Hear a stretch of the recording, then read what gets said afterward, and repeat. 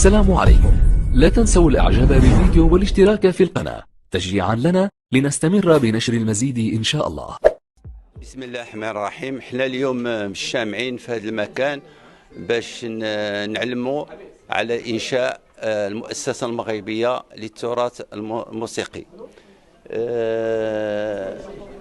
خصني نأكد لكم بأن إنشاء هذه المؤسسة ينطبق تماما مع فلسفة صاحب الجلالة محمد السادس نصره الله، اللي تعطي أهمية قصوى للثقافة وخصوصا للثقافة اللامادية.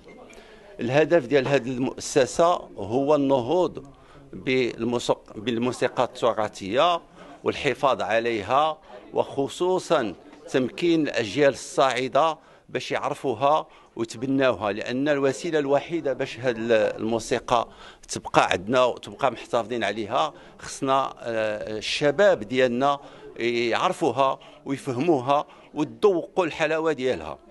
البرنامج ديالنا ديال هذه المؤسسة هو ينقسم إلى قسمين: قسم فني وقسم أكاديمي. القسم الفني تيتكون من سهرات سهرات اللي غادي نديروها، وكل سهرة غادي يكون عندها واحد لو تام